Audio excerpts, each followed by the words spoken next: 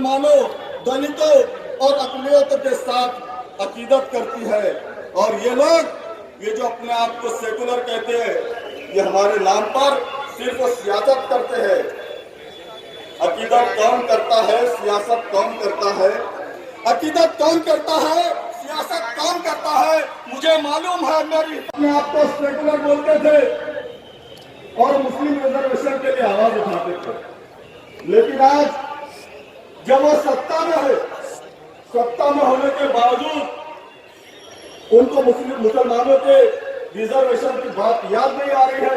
इसलिए लोगों को बताना चाहूंगा कि अल्हम्दुलिल्लाह आज का ये प्रोग्राम, आज का ये जलसा इतना कामयाब रहा है कि हुकूमत की नींद उड़ गई है। साथियों, आप लोगों ने देखा होगा जिस तरह से इम्तियाज जलील साहब के हुक्म पर हमने जो लीडरान मुस्लिम है और राष्ट्रवादी कांग्रेस और कांग्रेस में काम कर रहे हैं, हमने उनको भी मदद किया और उनको भी कहा कि ये सिर्फ एमआईएम के मुसलमानों को नहीं बल्कि पूरी जितनी पार्टीज है उन सभी के मुसलमानों का मसला है। लिहाजा आ गया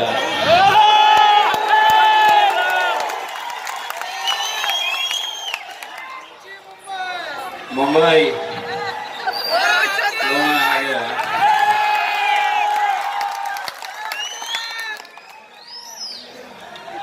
मेरे कायद जनाब बैरिस्टर असदुद्दीन अवैसी साहब, मजलिस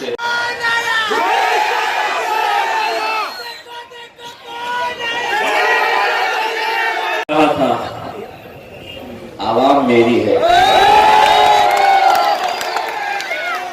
मैं कुछ भी कर सकता हूं। उन्होंने पूरी ताकत लगा दी, मैं यहां पहुंच ना सकूं, मैंने पूरी ताकत लगा दी। इसीलिए कह रहा हूं मुंबई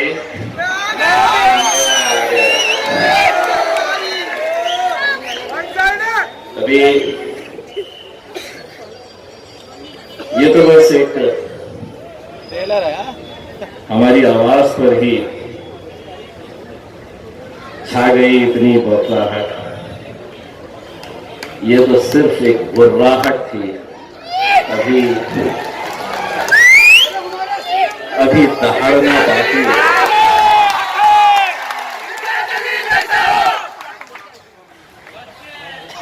जब अल्हम्दुलिल्लाह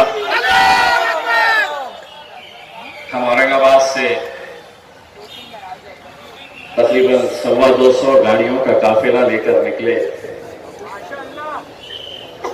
तो हमारे ये जो चाहने वाले लोग खड़े हैं ना सामने, कौन पता है ना? तो ये सुबह 6 बजे पहुंच गए और बोले हाँ नहीं आने देते। आ गए और बोले मुश्किल है साहब, बहुत पुलिस है, आपको औरंगाबाद से निकलने ही नहीं देते। मैं अल्हम्दुलिल्लाह औरंगाबाद छोड़ दिया। बोले अहमदनगर बहुत पुलिस लगाए, बस वहां से पलट के आना पड़ेगा। मैं अहमदनगर से भी निकल गया। बोले पूना तक तो पहुंच ही नहीं सकते हैं, मैं पूना भी निकल गया। एक जगह पे रुकाए और मुझे कहे कि साहब अब इसके आगे नहीं जा सकते। मैं बोला साहब मैं इमीडिएट वापस जाता हूं, क्योंकि अगर आप मुझे सड़क से नहीं आने देना चाहते, मैं अपने गाड़ियां रखूंगा और पूरे महाराष्ट्र की आवाम से कहूंगा कि ट्रेनों के ऊपर चढ़ना देखते हैं कौन कैसा लगता है। वो अधिकारी ने बोला नहीं रुको साहब, किससे तो भी बात किया और बोला जाओ साहब।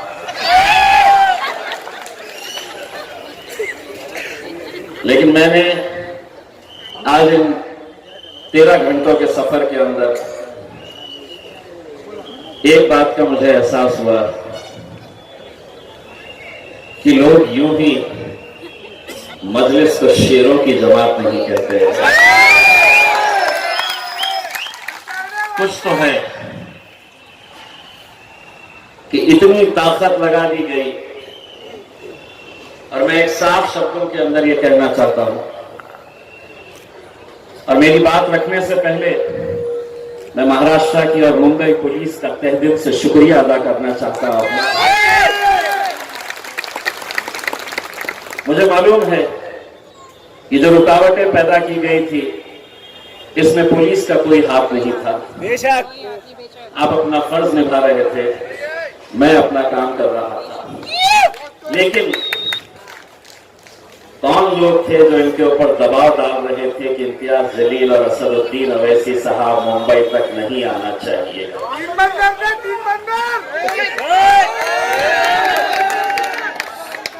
आपको मैं ये बताऊं कि ये जब प्रोग्राम हमने लेने का तय किया था तो हमने लोगों से ये बताया कि ये हमारी सियासी जमात का कोई कार्यक्रम नहीं है, कोई प्रोग्राम नहीं है।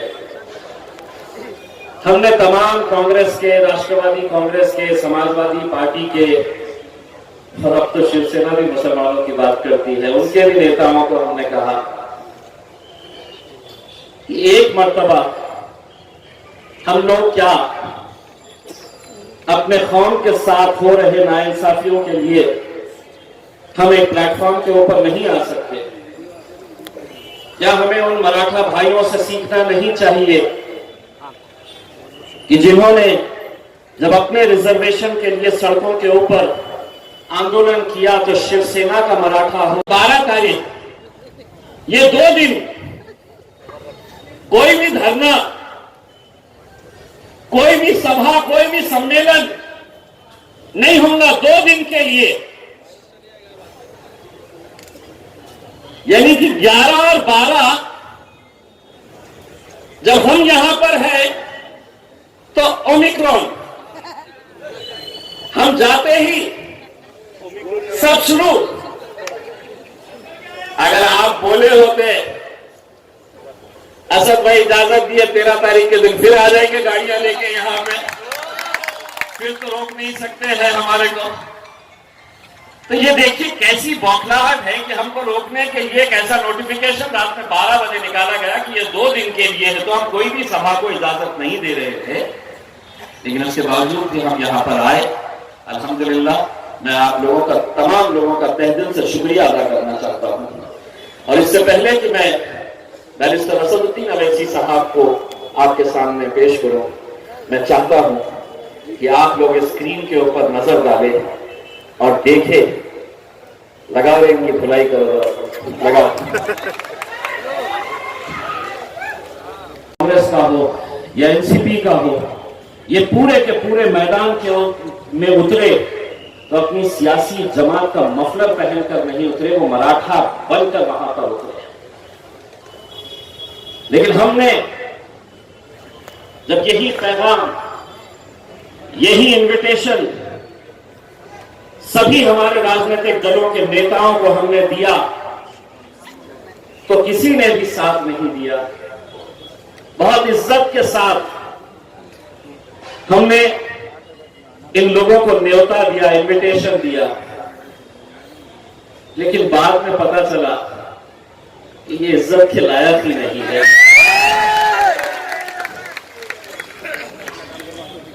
लोगों ने कहा कि क्या कर लेंगे आप, रिजर्वेशन का तो इतना पुराना मामला है, वक्त की जमीनें अब कहां बची है, आप क्यों इतनी मेहनत कर रहे हैं, क्यों जा रहे हैं? इलेक्शन के वक्त एक बात कही थी, दोबारा ये बात दोहरा रहा हूं, मंजिल मिले ना मिले ये मुकद्दर की बात है, हम कोशिश भी ना करें ये गलत बात है। हम कोशिश करेंगे, पूरी ईमानदारी के साथ कोशिश करेंगे, और जब ईमानदारी के साथ कोशिश करते हैं तो उसका नतीजे कैसे होते हैं, अल्हम्दुलिल्लाह वही एक नतीजा आपके सामने आज आपका बेटा, आपका भाई खड़ा हुआ है। हमने ईमानदारी के साथ मेहनत की, इसीलिए जब लोगों ने मुझसे, पत्रकारों ने कहा कि आप भाषण में असद साहब क्या बोलने वाले हैं, आप क्या बोलने वाले हैं, तो अब हमसे भाषण करने के लिए नहीं आए हैं। ये जो स्क्रीन लगाए हैं ना, 2 स्क्रीन लगाए हैं, इनको आज उधेड़ने भी वाले हैं और स्क्रीन के जरिए दिखाने वाले हैं कि किस तरह से इस कौम का खेल खेला जाता है। उनकी ही जबानी दिखाने वाले हैं कि इस कौम को किस तरह से एक खिलौना बनाकर रखा गया है, एक रबर स्टैंप की तरह रखा गया है। इलेक्शन आया, आ जाओ फिर अपनी गलियों के अंदर मुसलमानों से वोट मांगने के लिए आ जाओ, सपने दिखाओ कि हम ये दे देंगे, हम वो दे देंगे। इलेक्शन आया, जीत गए, खत्म हो गई बात, हमारा जिक्र भी नहीं होता है। लोगों ने कहा यही वक्त आपने क्यों चुने। एक पत्रकार साहब ने मुझसे कहा कि आप इस पर राजनीति नहीं कर रहे। मैंने कहा 100% नहीं, 200% राजनीति कर रहे हैं हम। और यही वक्त क्यों कर रहे हैं कि पूरे महाराष्ट्र के अंदर नगर परिषद के चुनाव है, दोबारा हमारी चौखटों के ऊपर यही लोग आने वाले हैं। आज जो लोग औरंगाबाद से या पूरे महाराष्ट्र के कोने कोने से आए हैं, हमने किसी को गाड़ी नहीं दी, किसी की गाड़ी के अंदर पेट्रोल नहीं भरा, किसी को पैसा नहीं दिया, लेकिन उसके बावजूद भी इतनी तादाद के अंदर अगर नौजवान बुजुर्ग निकल कर आए तो कहीं ना कहीं उन्हें यह एहसास हो रहा था कि हम जिस मुद्दे को लेकर आगे बढ़ रहे हैं, हमारे आने वाले मुस्तकबिल से यह ताल्लुक रखता है। कहां है वो 93,000 एकड़ जमीन महाराष्ट्र की, 93,000 एकड़ जमीन कहां है वो? किसने किसको बांटा है, किसने किसको बेचा? रजिस्टर करवाया हूं मैंने पूरे महाराष्ट्र के अंदर। बड़े बड़े धन्ना सेठों के खिलाफ एफआईआर, जो सोचते थे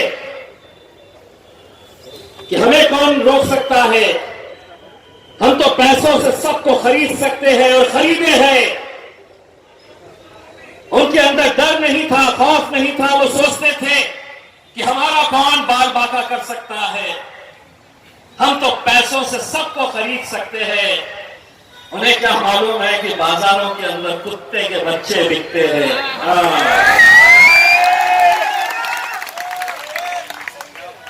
बाजार में खरीद सकते हैं, बाजार में क्या नहीं खरीद सकते? एक है स्टेज पे,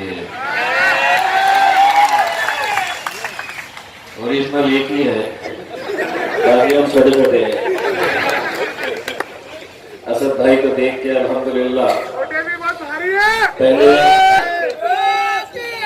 पार्लियामेंट के अंदर भारतीय जनता पार्टी वाले सोचते थे ये अकेले हैं, इतना बोलते, और अब ये भी आ गया।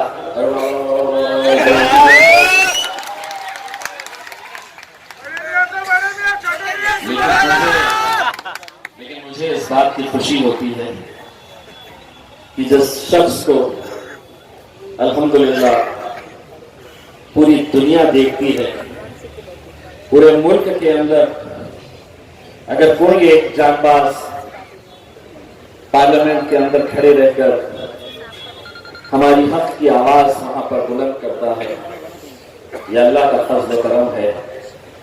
उसी मेरे कायद के बाजू जाकर बैठने का शर्फ मुझे हासिल हुआ है आप लोगों की दुआओं की वजह से।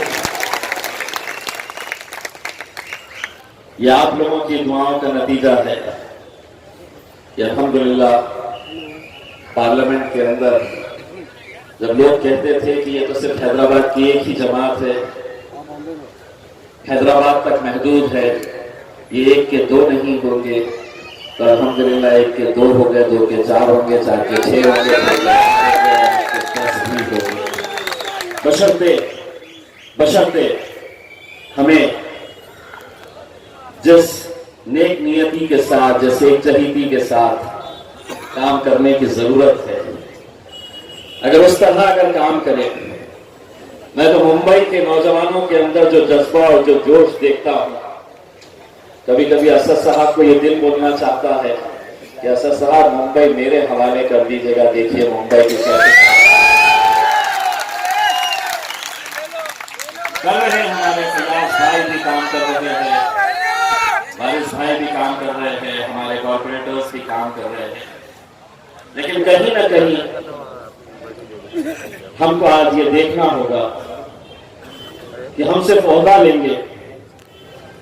महाराष्ट्र के कोने कोने से हमने कहा था कि आपको आना है, कुछ लोगों ने बहाने बनाए। मैंने जब मीटिंग लिया तो एक ने कहा मैं 40 गाड़ी लेकर आ रहा हूं, आखिर में लाया 4। एक ने कहा 20 गाड़ियों का तो नंबर लिख लो साहब, लाया 3। घर को जाना पड़ेगा भैया, काम करोगे तो टिकोगे, नहीं करोगे तो आपको भी जाना पड़ेगा। और ये फैसले हमको अपने पार्टी के हक के अंदर लेने पड़ेंगे। जो काम करेगा वो मजलिस के अंदर आगे बढ़ेगा, जो नहीं करेगा उसको करने जाना पड़ेगा। क्योंकि हम ये जब जज्बा और जोश देखते हैं नौजवानों के अंदर, तो हमें भी ऐसा लगता है अंदर सबसे ज्यादा सरखेज जमीन कहीं पर है तो वो मुंबई के अंदर है, जहां पर हम बहुत अच्छे नतीजे लेकर आ सकते हैं। दोस्तों, ये जब हमने निकलने का फैसला किया, पूरी तैयारी हो गई। और हाँ, मैंने जिस तरह से हमारे पुलिस डिपार्टमेंट का शुक्रिया अदा किया, मैं ये समझता हूं कि आज का ये कार्यक्रम अगर यहां पर हो रहा है तो वो सिर्फ और सिर्फ हमारे महाराष्ट्र के working president doctor Gaffar Qadri साहब की मेहनतों की वजह से हो रहा है। तो पिछले इतने दिनों से वो यहां पर आकर बैठे और बैठकर उन्होंने जो कुछ भी मुमकिन हो सकता था वो काम किया। वरना ये आलम है हमारा कि पुलिस ने कहा नहीं करना, नहीं करेंगे, ठीक है साहब नहीं करेंगे, ये मजलिस में नहीं चलेगा।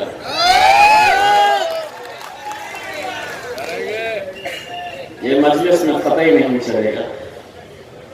इसीलिए जब अलग अलग जगह के ऊपर हमको रोका जा रहा था तो मुझे मालूम था कि पुलिस को तो बेचारे सामने कर रहे हैं,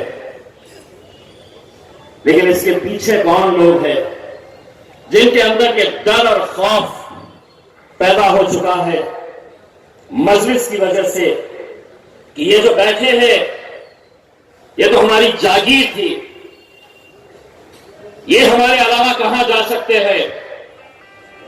इनको डर दिखाओ कि अगर हमारे साथ नहीं आए तो भाजपा आ जाएगी, शिवसेना आ जाएगी, हम सेक्युलर हैं, हमको दो। लेकिन जब उन्हें यह एहसास होने लगा कि अब ये कौम भी बेदार हो चुकी है और इसमें भी वो हिम्मत आ चुकी है कि कल तुमसे ये सवाल करेगी कि जिस मुंबई हाईकोर्ट ने 2014 के अंदर तमाम दस्तावेज देखे, इंपेरिकल डेटा जिसे कहते हैं, मुसलमानों के ताल्लुक से देखा, पढ़ा, समझा, तब अदालत ने यह फैसला लिया, आदेश जारी किया गया कि मुसलमानों का एजुकेशन का परसेंटेज इस राज्य में, इस मुल्क के अंदर सबसे कम है। क्या वजह है कि आज हमारे बच्चे अगर अच्छी तालीम हासिल करना चाहते हैं तो क्या वजह है कि अदालत का फैसला आने के बावजूद भी ये सरकार, ये हुकूमत हमें ये रिजर्वेशन क्यों नहीं दे रही है? मैं और वारिस पठान 2014 से 2019 तक महाराष्ट्र की विधानसभा के अंदर एमएलए थे। उस वक्त कांग्रेस के, राष्ट्रवादी कांग्रेस के, समाजवादी पार्टी के आमदार एमएलए खड़े रहते थे और लड़ते थे बीजेपी के मुख्यमंत्री देवेंद्र फडणवीस से और शिवसेना से लड़ते थे और ये मांग करते थे कि अदालत ने मुसलमानों को 5% रिजर्वेशन दिया है। भारतीय जनता पार्टी, शिवसेना नहीं चाहती है कि इनकी तरक्की हो, मुसलमानों को रिजर्वेशन दो, अदालत ने बोला है। इतने जोरदार भाषण करते थे कि मुझे ऐसा लगता था कि कितने हमदर्द है मेरे कौम के। 2019 के बाद तख्ता पलट गया, अब हुकूमत में आ गए हैं। विरोध में जब थे तो उस भारतीय जनता पार्टी और उस शिवसेना से मानते थे जिनका मुसलमानों से कोई लेना देना नहीं, जो नहीं चाहते कि इस मुल्क का मुसलमान तरक्की करे, तालीम हासिल करे। लेकिन आज सत्ता के अंदर अगर तुम बैठे हैं, महाराष्ट्र की विधानसभा के अंदर अगर तुम जाकर बैठे हैं, तो तुम्हें वहां पहुंचाने के अंदर यही हमारे गयूर मुसलमानों का हाथ है कि तुम वहां पर जाकर बैठे हैं। लेकिन सत्ता में आते ही तेवर बदल गए। 2 साल से कोई जिक्र नहीं। हमने इंतजार किया कि अब कुछ फैसला करेंगे, तब करेंगे, लेकिन नहीं। जब हमने ये ऐलान किया कि अब हम आएंगे तुमसे सवाल करने के लिए, तो क्या किए? पुलिस वालों को आगे कर दिया, बोले रुकाओ इनको, कैसा तो भी रुकाओ करके। तो मैंने उनको बोला सरकार हमसे डरती है, इसीलिए सरकार हमसे डरती है, इसीलिए पुलिस को आगे। लेकिन यकीन मानिए आप अपना काम कर रहे थे। हमें मालूम है कि कौन कौन लोग इसके अंदर खेल खेल रहे थे कि हम आना नहीं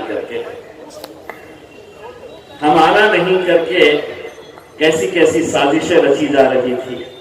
मैं वो तमाम, हमने अपनी किसी भी गाड़ी के ऊपर हमने अपनी पार्टी का झंडा लगाकर नहीं लाए। हमने कोई हरा, नीला, पीला, भगवा झंडा लगाकर नहीं आए। हमने हमारे इस मुल्क के तिरंगे को हमारे गाड़ियों के ऊपर लगाकर हमने तिरंगा रैली बोलकर लेकर आए। उस तिरंगे का जिसकी हम इज्जत करते हैं, जिसके ऊपर हमें गर्व है, फख्र है। लेकिन वाशी में हमारी जैसी ही गाड़ियां रोकी गई, इतनी पुलिस थी वहां पर, इतनी पुलिस थी कि मुझे ये शक होने लगा कि मैं खासदार हूं या कोई आतंकी हूं जो इसके लिए इतने सारे लोग मेहमान मेरे इंतजार में यहां पर खड़े हुए थे। लेकिन वहां पर कुछ पुलिस वालों ने हमको आदेशित किया और कहा कि हम आपको आगे जाने देंगे, आप अपने गाड़ियों से ये तिरंगा निकाल दीजिए। ये वाशी के एक वरिष्ठ पुलिस अधिकारी ने, मीडिया वाले भी वहां पर थे, उनके सामने हमें यह कहा गया कि आपको अगर मुंबई जाना है तो आप तिरंगा निकालिए, अपनी गाड़ी में रखिए और आप आगे जा सकते हैं। मैंने तिरंगा निकाला, गाड़ी से खुद नीचे उतरा और मैंने कहा कि गाड़ी तू रख, मैं पैदल जाऊंगा लेकिन तिरंगे को नहीं छोड़ूंगा।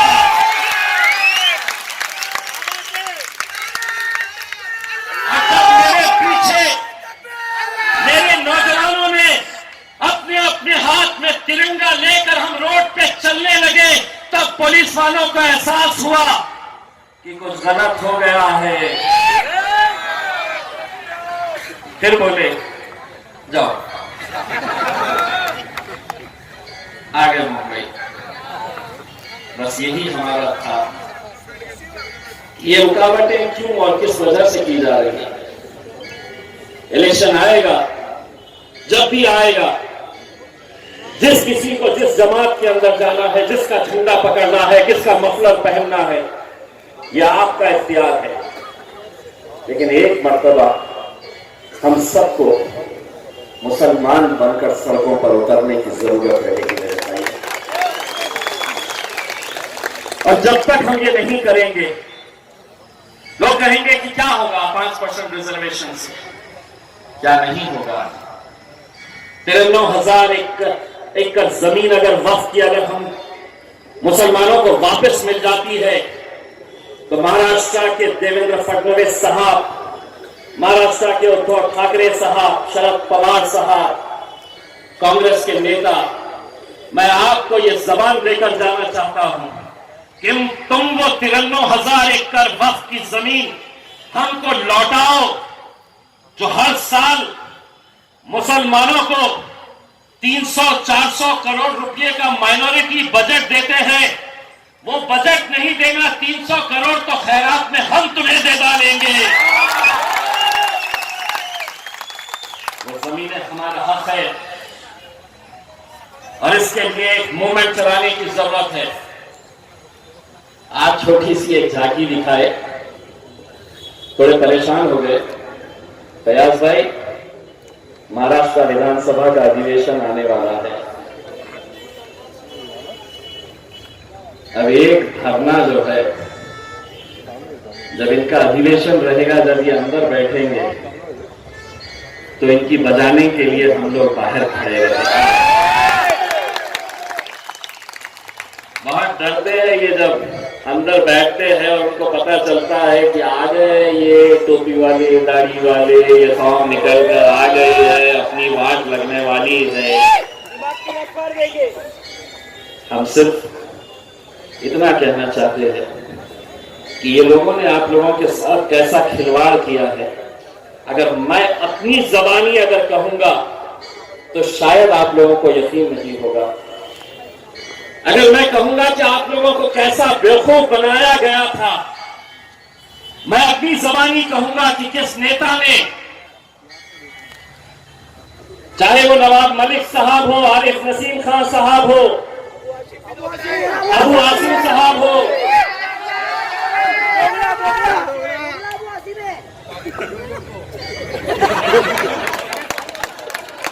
सिर्फ असद भाई ने इजाजत देना, अगला इलेक्शन तो इम्तियाज जलील उनके खिलाफ मुंबई में आकर तुम्हारे घर के अंदर लड़के जाएगा।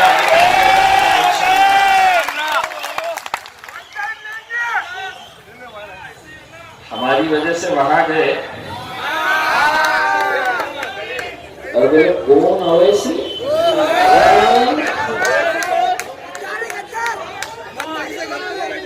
पप्पा।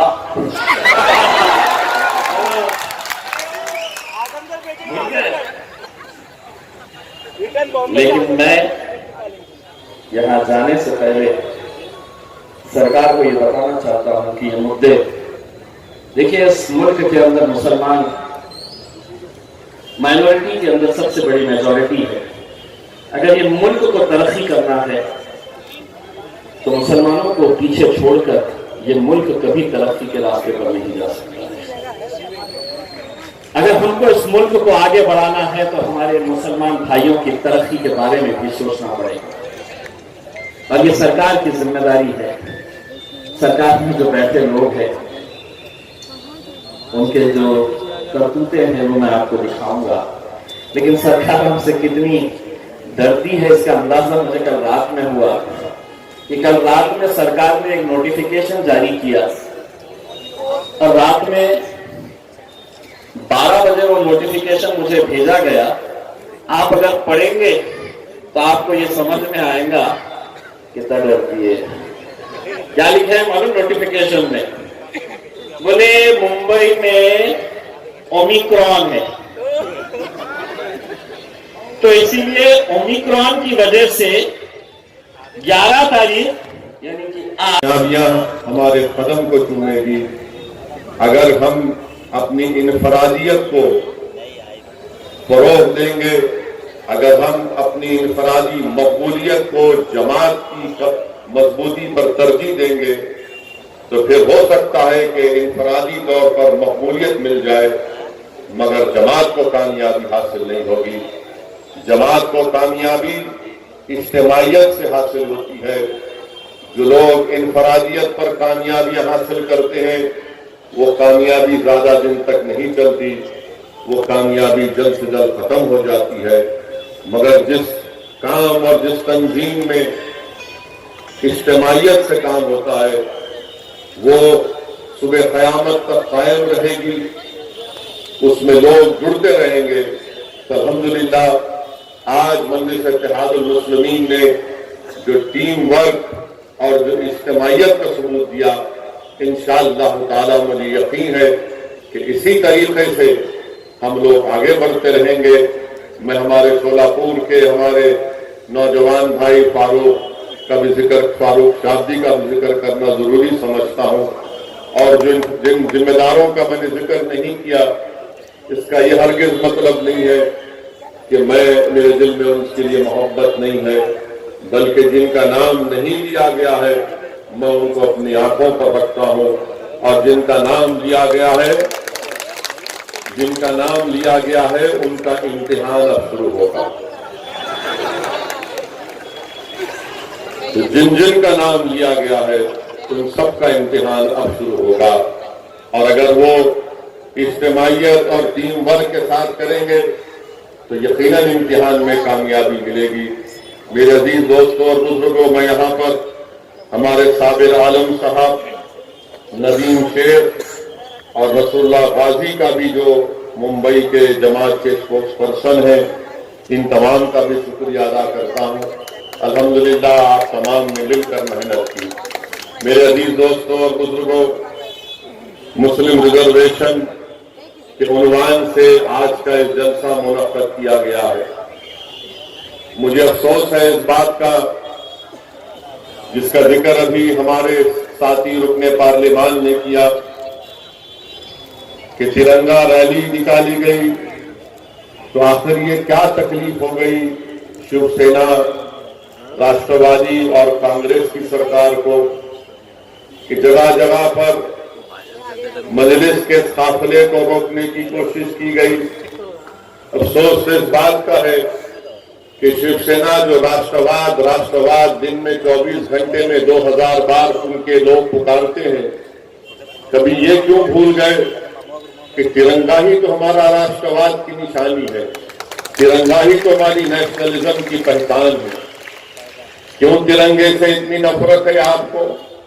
मजलिस से हो सकती है, मुसलमानों से हो सकती है, जो नहीं होना चाहिए, जो भारत के बाइज्जत शहरी है, मगर हमसे नफरत इतनी बढ़ चुकी कि जब एक मुसलमान और दलित तिरंगा उठा रहा है तो तिरंगा निकालो। मैं ये बताना चाह रहा हूं उन लोगों को कि तिरंगा भारत की पहचान भी है, हमारी मोहब्बत की निशानी भी है, और हमारे बुजुर्गों की कुर्बानियों की एक मिसाल भी है। और जिन लोगों ने भारत की जंग आजादी में हिस्सा नहीं लिया वही लोग तिरंगे की मुखालिफत करते हैं। जिन्होंने भारत की आजादी में हिस्सा नहीं लिया और जिन्होंने अपने चेलों से कहा था कि आजादी में हिस्सा मत लो, तुम खामोश घर में बैठे रहो, मगर मुल्क की तारीफ गवाह है कि क्विट इंडिया मूवमेंट का अगर नारा किसी ने मुंबई में दिया तो मुसलमान था। तिरंगा बनाने वाले में भी कौन कौन थे, बड़ी लंबी तफसील है, मगर अफसोस है कि ये सरकार तिरंगे के भी खिलाफ हो चुकी है। मेरे अजीज दोस्तों और बुजुर्गों, ये कहा गया कि मजलिस का जलसा जब होगा तो 144 लगा दिए। मैं हमारे उद्धव ठाकरे से ये पूछना चाहता हूं, जो अभी उनका ऑपरेशन हुआ है, मेरी नेक तमन्नाएं उनके साथ है। मैं उम्मीद करता हूं कि जल्द से जल्द वो सेहतयाब हो जाएंगे और उनका ऑपरेशन जो हुआ है हम उम्मीद करते हैं कि उनको सेहत हो जाएगी। मगर हम उनसे ये पूछना चाहते हैं, उनकी सरकार से पूछना चाहते हैं कि दिसंबर के इस महीने में कांग्रेस के साबिका प्रेसिडेंट जो अमेठी से हार गए और केरल से जाकर कामयाब हुए, वो मुंबई को आ रहे हैं, तो क्या जब भी 144 लगेगा या फिर उनका इस्तेमाल फूलों से किया जाएगा? जब 144 लगाएंगे आप, जब कांग्रेस के वो मौसूफ आएंगे, महाशय आएंगे मुंबई को, जब ओमाइक्रॉन की बात नहीं होगी, जब सत्ता की बात होगी, मेरे अजीज दोस्तों और बुजुर्गों, सबसे अहम बात जो आप और हमने सुना, महाराष्ट्र की जनता ने सुना कि मुस्लिम आरक्षण के नाम पर कैसे कांग्रेस के, राष्ट्रवादी के बड़े बड़े लीडर्स ने जो बयानात दिए थे कि महाराष्ट्र के मुसलमानों में वो जो 55 कास्ट हैं उनको रिजर्वेशन मिलना चाहिए, के पीछे रहता है। उसने कहा कि हमारे दस्तरखान से खाना उठा दिए। तो ये महाराष्ट्र का मासूम मुसलमान इतना खुश हो गया कि इसने कहा कि हमारे दस्तरखान का खाना उठा लिए, ये हमको खाना लौटाने की बात कर रहा है। तो हमने खाने को भूल गए, भूखा रहकर उसको वोट डाला, हमने भूखा रहकर उसको वोट डाला।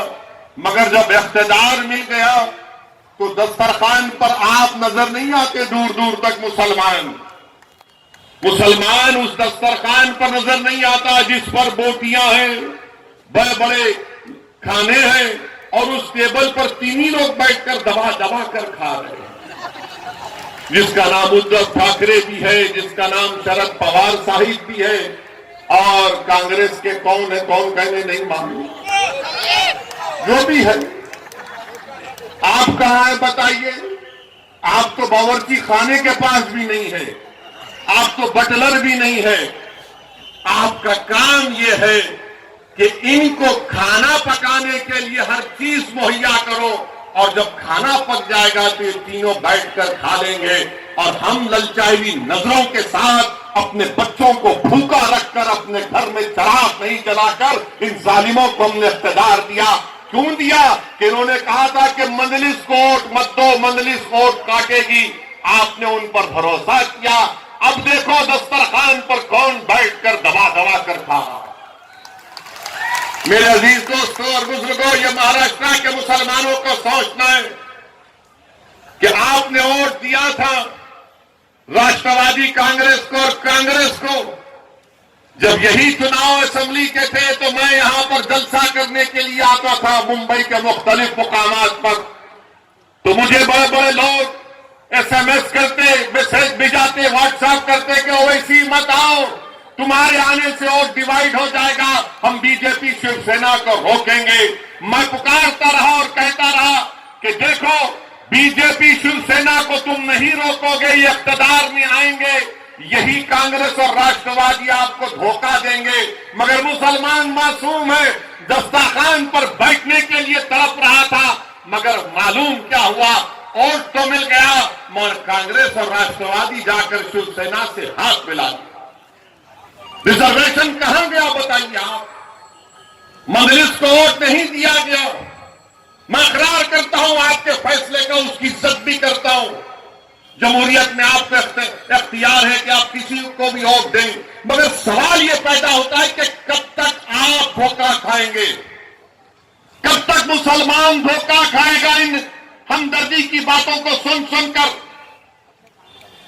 मैं तो यह समझ रहा था कि मुंबई की सड़कों पर शहादत बाबरी मस्जिद के बाद जो खून की होली खेली गई तो आपकी आंख खोल देंगे।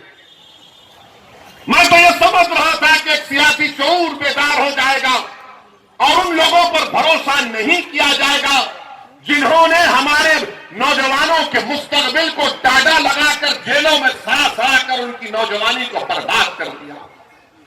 मगर आप भूल गए, फिर चुनाव पे चुनाव आया, सेकुलरिज्म सेकुलरिज्म सेकुलरिज्म। बताओ भारत के मुसलमानों, मैं सिर्फ महाराष्ट्र के मुसलमानों से नहीं, मैं भारत के मुसलमानों से पूछ रहा हूं, सेकुलरिज्म से हमको क्या मिला?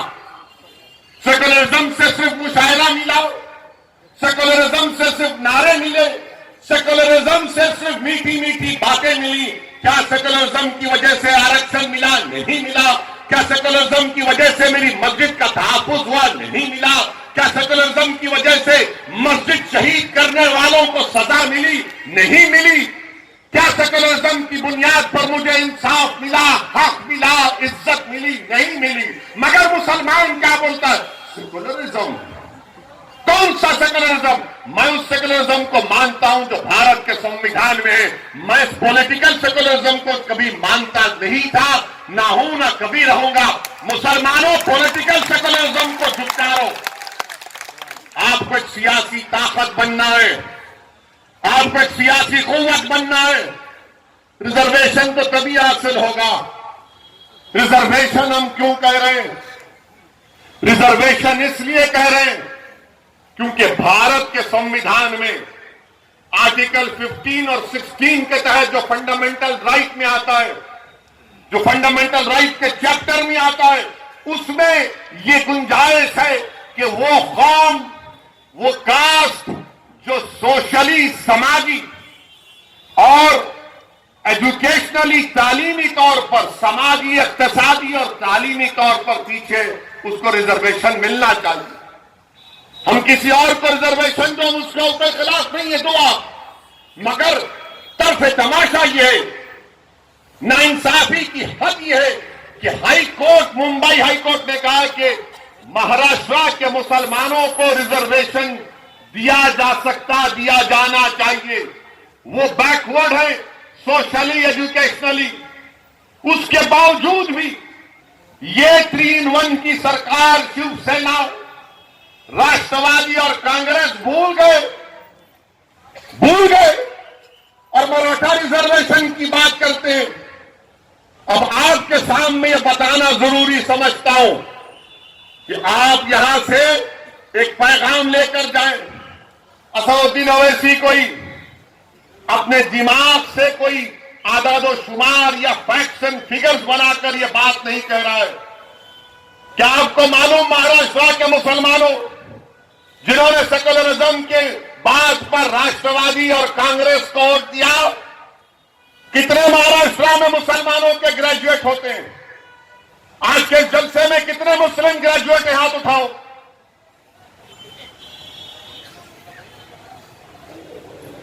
तीस भी नहीं। इतना बड़ा जलसा और 30 ग्रेजुएट नहीं है।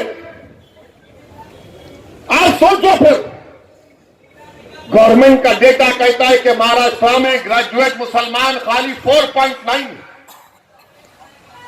क्रिश्चियन 22%, ओवरऑल पूरे महाराष्ट्र में 8.7 है, जिसमें आप खाली 4.9 है। मेरे अजीज दोस्तों और बुजुर्गों, और फिर आप देखिए हमारी बर्बादी का डेटा ये कहता है कि कितने मुसलमान ड्रॉप आउट होते हैं, कितने मुसलमान ड्रॉप आउट होते हैं। आपको मालूम, महाराष्ट्र में प्राइमरी स्कूल में सिर्फ 22% मुसलमान बच्चे और बच्चियां 22% एडमिशन लेते हैं। यहां पर हमारी मां और बहनें बैठे, यहां पर साहब औलाद लोग बैठे हैं। क्या आपकी ख्वाहिश नहीं है कि आपका बच्चा स्कूल में पढ़े? क्या आपकी ख्वाहिश नहीं है कि मुसलमान बच्चियां स्कूल में पढ़े? सिर्फ 22% पढ़ते हैं।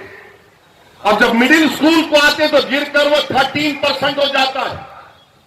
प्राइमरी में 22, मिडिल में 13 और मैट्रिकुलेशन सेकेंडरी में आते आते 12% होता है। हायर सेकेंडरी इंटरमीडिएट में 7.1% और ग्रेजुएट 4.9, यानी 22 से शुरू होकर ग्रेजुएट होने तक खाली 4% पे आ जाते मुसलमान। आप रिजर्वेशन नहीं देंगे? क्यों नहीं पढ़ रहे? मुसलमान पढ़ना चाहता है। ये संघ परिवार के जालिम लोग झूठे जो कहते हैं कि मुसलमान पढ़ना नहीं चाहता। मुसलमान पढ़ना चाहता है। क्यों नहीं पढ़ पाता? क्योंकि उसके पास पैसे नहीं है अपने बच्चों का पढ़ाने के लिए। तुम रिजर्वेशन दो उसको, देखो हमारे बच्चे और बच्चियां आसमानों तक, ऊंचाई तक जाएंगे।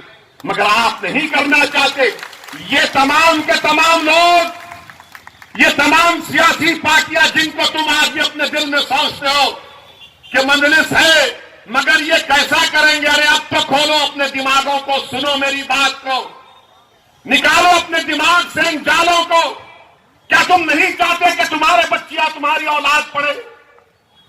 22% प्राइमरी में एडमिशन और ग्रेजुएट से 4.9।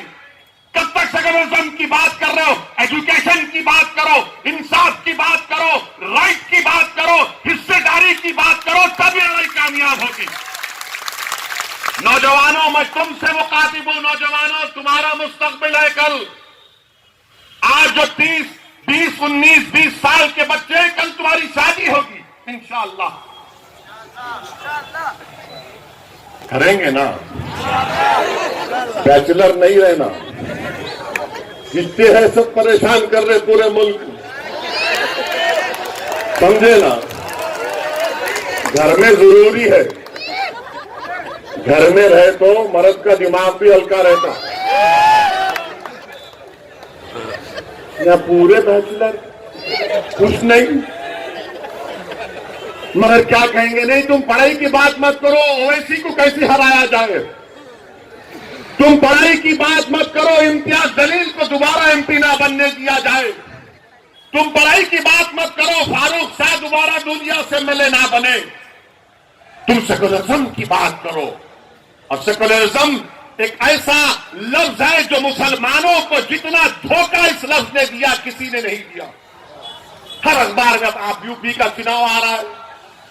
अब मैं कल जा रहा हूं कानपुर को, तो जैसे मैं अब शुरू हो गया वहां पर, ओवैसी आ रहा है, सेकुलरिज्म कमजोर होगा। अरे क्या सेकुलरिज्म का ठेका तुमने लेके रखा है? मेरे अजीज दोस्तों और बुजुर्गों, फिर आप देखिए, आपकी बर्बादी की दास्तान आपके सामने रख रहा हूं। यहां पर हमारी बहनें प्राइमरी स्कूल में 23% मुस्लिम बच्चियां प्राइमरी में, मिडिल स्कूल में आने तक 12%, मैट्रिकुलेशन 11%, हायर सेकेंडरी इंटरमीडिएट 6%, गिरते जा रहा है, मगर कोई रिजर्वेशन की बात नहीं करेगा। और फिर मेरे अजीज दोस्तों और बुजुर्गों, अभी एक और बात आपको बताना चाहूंगा, जो मेरा डेटा नहीं है, ये गवर्नमेंट का डेटा है, महाराष्ट्र की सरकार का डेटा है। आपको मालूम महाराष्ट्र में कितने मुसलमानों के पास जमीन नहीं है, जो लैंडलेस अंग्रेजी में कहते हैं। 83% मुस्लिम्स के पास जमीन नहीं है, लैंडलेस है। कितने मराठाओं के पास जमीन नहीं है? 8% और 83%। बताओ आप, ये कौन सा इंसाफ है? क्या शरद पवार का दिल सिर्फ मराठाओं के लिए धड़केगा? क्या उद्धव ठाकरे का दिल सिर्फ मराठाओं के लिए धड़केगा? क्या कांग्रेस का दिल सिर्फ मराठाओं के लिए धड़केगा? अरे इंसाफ कमजोर से होना चाहिए, मजबूत से नहीं। इंसाफ जो जमीन पर गिरा है उसको उठाने की बात होनी चाहिए। जो आसमानों पर, उसको ऊंचा कहां ले जाएंगे तुम? मगर नहीं बात करेंगे ये। आपको मालूम कितने मुसलमानों के पास 2.5 एकड़ जमीन है पूरे महाराष्ट्र में? 10%। कितने मराठाओं के पास 10% जमीन है? 62.74%।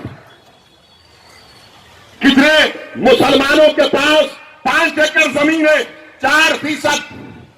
कितने मराठाओं के पास 5 एकड़ जमीन है? 19%।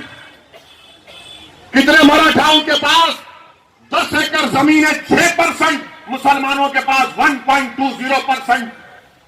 कितने मराठाओं के पास 10 एकड़ से आगे जमीन है? 2.70 मराठाओं के पास 10 एकड़ से ज्यादा जमीन है, और मुसलमानों के पास 0.20, यानी 1% भी नहीं है। अब आपकी आमदनी कितनी है ये सुन लो, आप सुन के जाओ और दिमाग में रख लो मेरी इस बात को। कितने मुसलमान सालाना 25,200 रुपये कमाते ईयरली, मंथली नहीं, सिर्फ 20%। अब आप सोच लो, साल में 12 महीने 25,200 रुपये सालाना मुसलमान 20% कमाते हैं।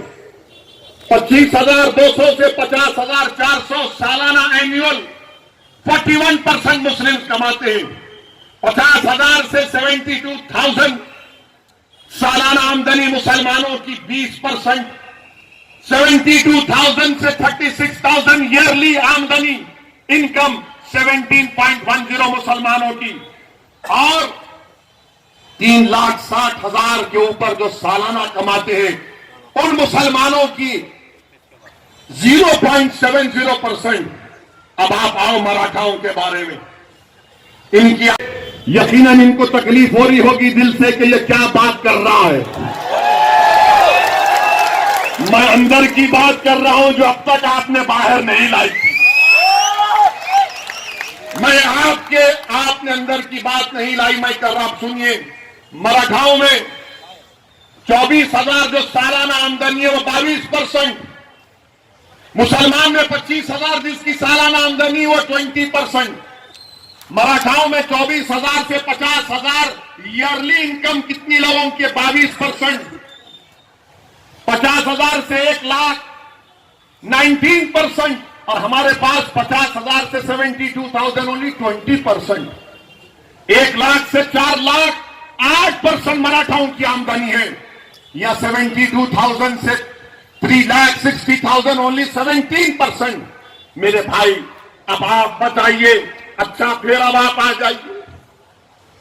आ जाइए कि जो सोर्स ऑफ बोरोइंग है, मराठाओं को बैंक से 40% लोन मिलता है, मुसलमानों को बैंक और कोऑपरेटिव मिलाकर 5.8, कोऑपरेटिव सोसाइटी से मराठाओं को 39% मिलता है, मुसलमानों को क्रेडिट सोसाइटी से 2.6, ये प्राइवेट मनी लेंडर से मराठाओं को 14%, मुसलमानों को 4%, रिश्तेदारों से सबसे ज्यादा मुसलमानों को लोन मिलता है 17%, प्राइवेट बैंक से मराठाओं को 2.14% मिलता है, और मुसलमानों को प्राइवेट बैंक से कुछ नहीं मिलता, डेटा ही नहीं।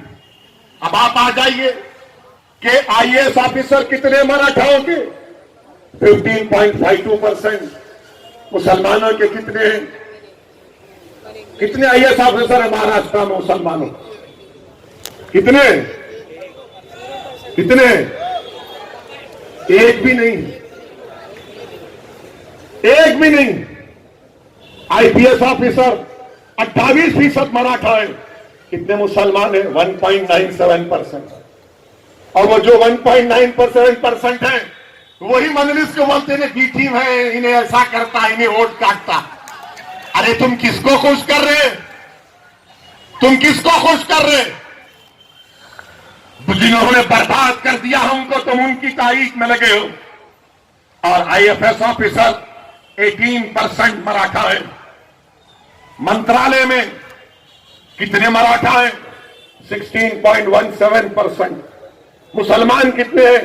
0।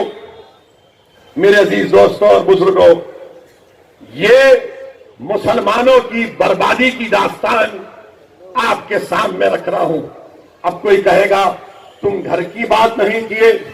सबसे ज्यादा रहने वाले मुसलमान 67%, सेमी पक्का घरों में रहने वाले मुसलमान, और रेंटेड घरों में रहने वाले कौन? मुसलमान। एक कमरे में अगर 4 लोग रहते हैं तो सबसे ज्यादा कौन है? मुसलमान। एक कमरे में, 2 कमरे में 48% मराठा रहते हैं, मुसलमान का डेटा नहीं है। 3 कमरे में मुसलमान का डेटा नहीं है। 5 से ज्यादा कमरे में मुसलमान का डेटा नहीं है। अच्छा, टॉयलेट फैसिलिटी, बैतुल खला 35% मुसलमान के पास, मराठाओं के पास 76%। आप बताइए ये क्या हो रहा है? फिर इसकी बात ना कोई एनसीपी करेगी, ना राष्ट्रवादी करेगी, ना कांग्रेस करेगी। क्यों नहीं करेंगे? जब पार्लियामेंट में बिल लाया गया कि रिजर्वेशन का इख्तियार रियासत की बीसी कमीशन को मिले। सब महाराष्ट्र के जितने एमपीज थे सब मराठा रिजर्वेशन की बात करें। अगर किसी ने उठकर मुस्लिम आरक्षण की बात की तो उस जमात का नाम मजलिस इत्तेहादुल मुस्लिमीन था।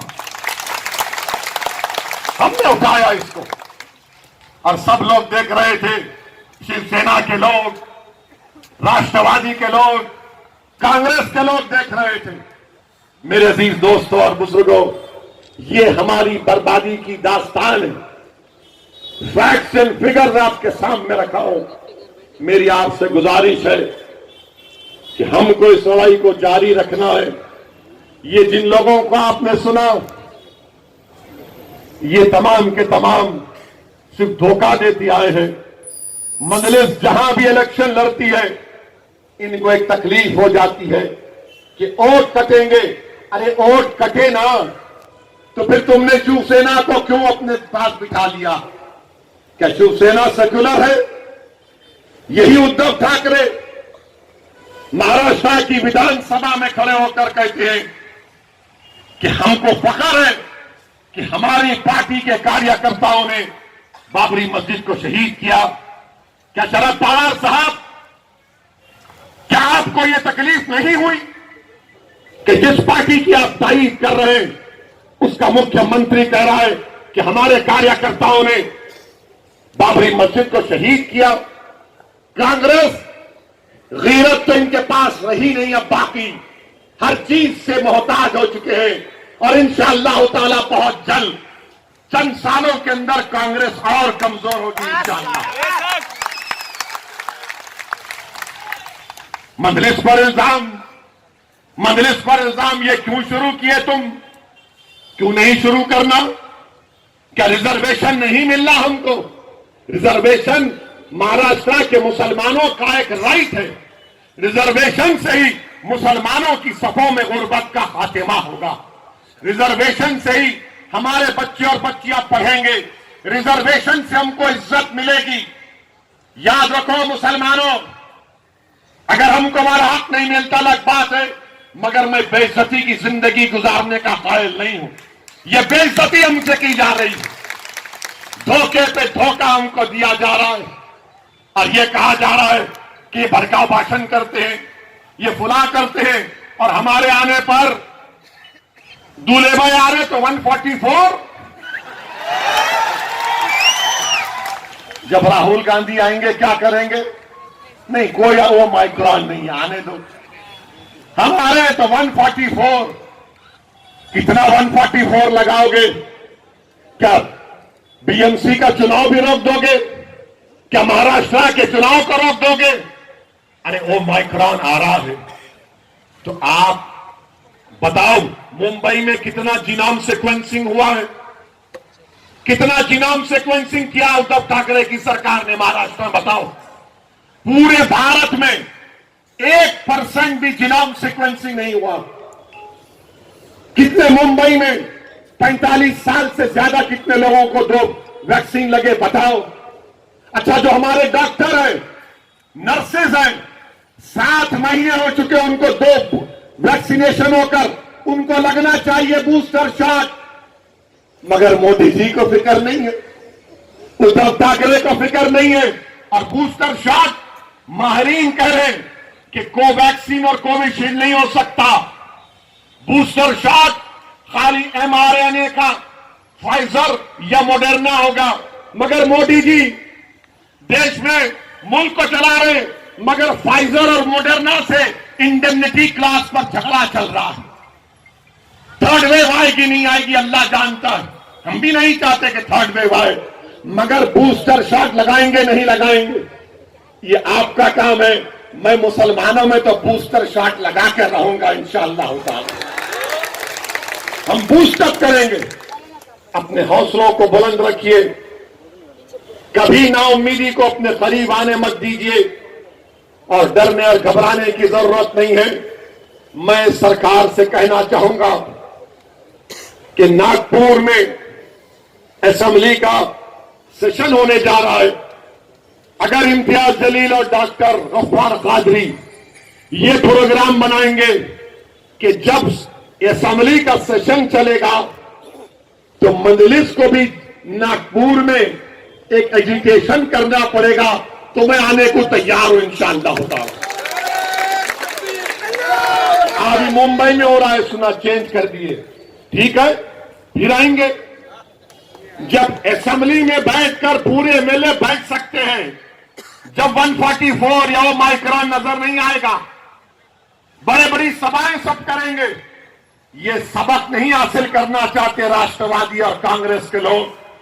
हर वक्त रोकते थे मजलिस को।